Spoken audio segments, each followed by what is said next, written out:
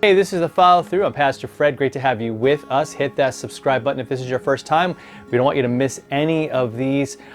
We are listening to God each and every day and living for Him. And what we're doing the last couple weeks is the Being Challenge. Here's the book. We are in day 28. This entire week, we're looking at this issue of seeking solitude.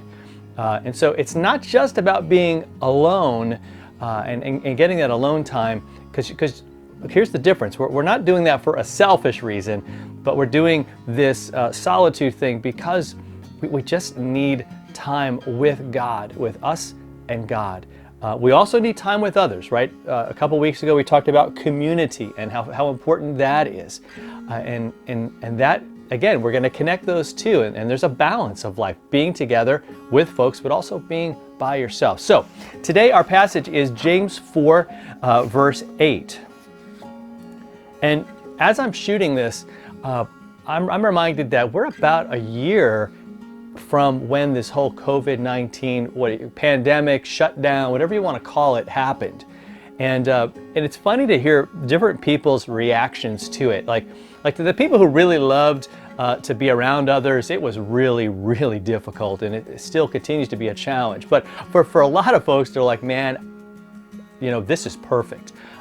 There's folks that have been social distancing for years. That's just their thing. They like being by themselves. They kind of prefer that. Now, they're not against being with other people, but that's kind of their, sort of what they move to. So I want to say right at the beginning of this week that when we talk about being alone, when I talk about solitude, here's the reality, is that we are never, ever truly alone because of who God is and because of what He's done. He will never leave us. He is always with us.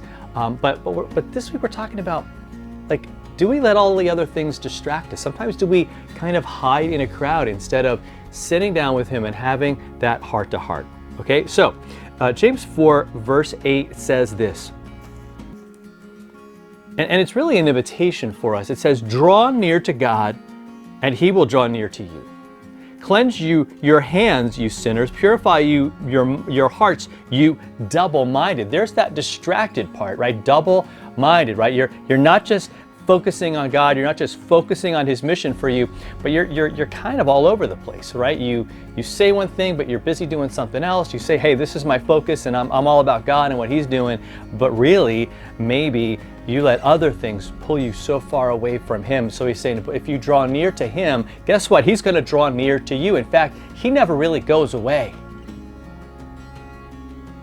Right? James is just saying, He's always going to be there. It's not like you're going to go to draw near to God and He's going to just, go the opposite direction. Never. He always, He wants us to spend time with Him. And one of the things we do during that time is we look at our hands, we look at what we've done, we look at what we've used them for, right? We look at our hearts and we say, look, those things need to be cleaned up. Those things need to be purified by Him. I need to go back to the fact that He died for me. I need to go back to the fact that He rose for me, and that's what my life's about. And I got to come clean and say, look, Lord, I have let a lot of other things get in my way. So today, let's do that. Let's take that time.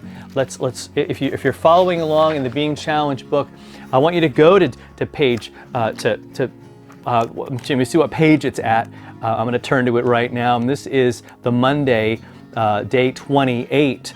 And go to page 191, and it just has this challenge of taking some quiet time, 15 minutes.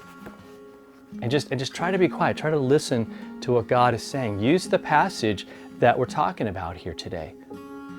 Right? Saying, look, am I drawing near to God, or do I tend to sort of ignore Him for most of my day? And we want to really just be honest about that and see what God is saying to us. There's some space in the book where you can write that out. If you don't have the book, you can just grab a piece of paper.